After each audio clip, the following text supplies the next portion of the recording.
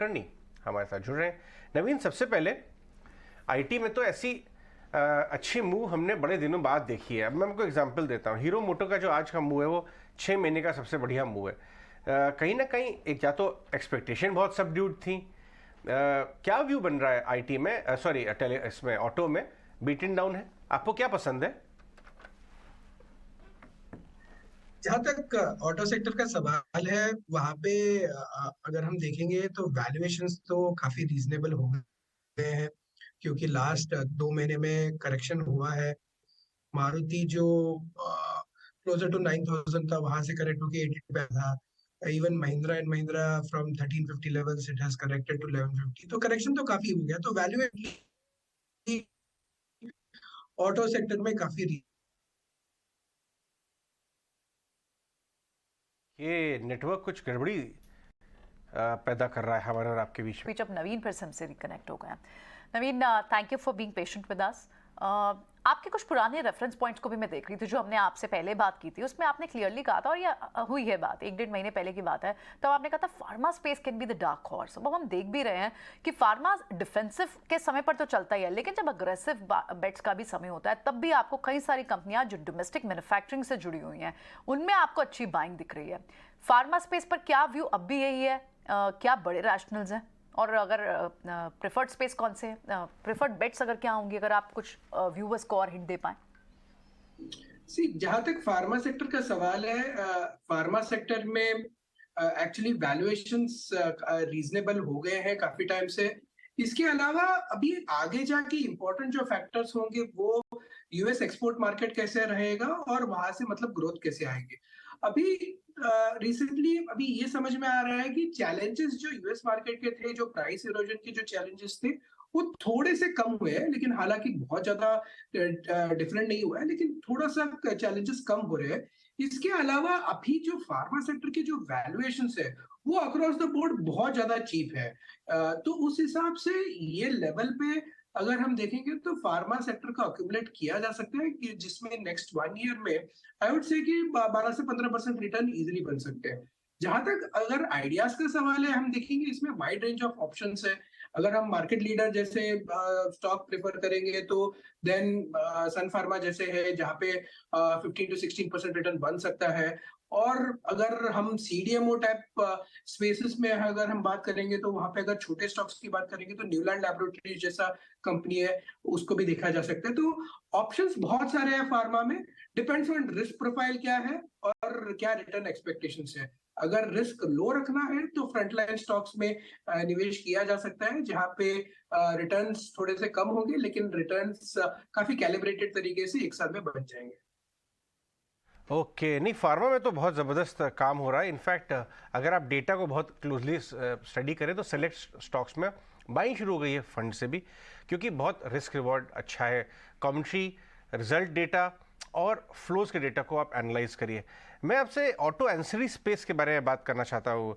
आप देखिए, प्रिसिजन कैमशार्ट एक स्टॉक है, ईवी का काम करते हैं, 5 साल से कोशिश कर रहे हैं, अब शायद उनके ईवी आर्म में तब्दीलियाँ हो रही हैं। इनफैक्ट ईवी रेटेड डेटा हमने ऑटो सेल्स को डिवाइड कर दिया।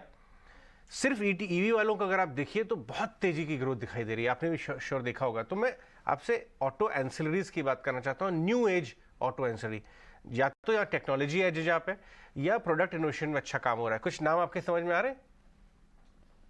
सी ऑटो एंसिलरी जो स्पेस है उसमें मतलब काम काफी होगा over the next few years. अभी बहुत सारे कंपनीज है वो अपने प्रोडक्ट्स भी अडेप्ट करेंगे, जो मतलब जो नॉर्मल ड्राइव ट्रेन में जो यूज होते थे, जो इंटरनल कंबशन इंजन में जो यूज होते थे, उसके अलावा जो मतलब ऑटो एंसिलरी कंपनीज जो ईवी कंपनीज के लिए है उसके लिए अडेप्ट करेंगे। लेकिन इंपॉर्टेंट फैक्टर ये ऑटो सेक्टर में ये जानना है कि ये सेक्टर में अगर हम ईवी की बात करें तो वहां पे कैसा है कि जो मेजर कंट्रीब्यूशन आ रहा है वो 2 व्हीलर कैटेगरी में आएगा in the EV space, followed by CV space and followed by passenger vehicle, क्योंकि मार्केट का जो एवोल्यूशन है वो उस डायरेक्शन में जा रहा है। तो उस डायरेक्शन के हिसाब से हमको जो हमारा पोजिशनिंग करना है, अगर ईवी प्ले करना है, तो आई वुड सजेस्ट कि अगर हम सीवी की तरफ राइट, जो अगर हम अलाइन करेंगे हमारे पोर्टफोलियो को, तो रिटर्न्स बनने की संभावना काफी ज्यादा है versus playing let's say N auto ancillary space, जहां पे मतलब प्रोडक्ट एवोल्यूशन को थोड़ा और टाइम लगेगा और उसको समझ के उसमें मतलब कितना रिटर्न्स बनेगा उसके उसमें थोड़ा सा टाइम लग सकता है, लेकिन पोर्टफोलियो अगर अलाइंड हो ईवी सीवी के स्पेस के टुवर्ड्स, देन रिटर्न्स बनने की संभावना ज्यादा है।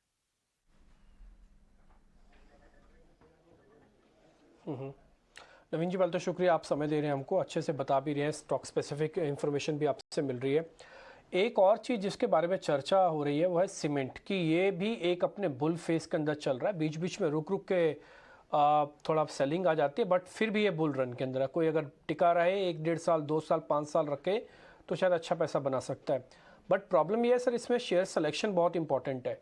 आप कुछ हेल्प कर सकते हैं किस तरह के शेयर्स को रखना चाहिए? ये नॉर्थ ईस्ट वाला स्टार सीमेंट रखें, सदर्न इंडिया में चले जाएं तो इंडिया सीमेंट को पकड़ लें, या फिर अंबुजा जो कि अडानी का है? जहां तक सीमेंट की हम बात करेंगे तो सीमेंट में तो एक स्ट्रक्चरल स्टोरी जो इंडिया इंफ्रा की तो है, वो तो काफी स्ट्रांग है। इसके अलावा अभी जो लेटेस्ट न्यूज है वो करीब करीब प्राइस हाइक की बात कर रही है, वो भी सदर्न मार्केट्स में। तो सदर्न मार्केट्स में जो प्राइस हाइक की बात कर रही है, अभी कितना एब्जॉर्ब होता है that remains to be seen. अभी जैसे कि 30-40 रुपए की प्राइस हाइक की बात हो रही है, मे बी 35-40 रुपीज तो शायद एब्जॉर्ब ना हो, लेकिन 15-20 रुपीज एब्जॉर्ब हो जाए।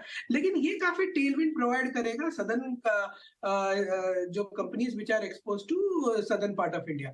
तो इसमें हम थोड़े बहुत देख सकते हैं, जैसे ओरिएंट सीमेंट है, राइट, ये मतलब सदर्न मार्केट में मतलब इसका ऑपरेशंस है, तो वो दैट इज वन स्टॉक जिसके मतलब वैल्यूएशंस बहुत ज्यादा रीजनेबल है, राइट। तो स्टॉक की अगर अगर ग्रोथ प्लान्स अगर फ्रक्टिफाई होते हैं तो स्टॉक रीरेट हो सकता है।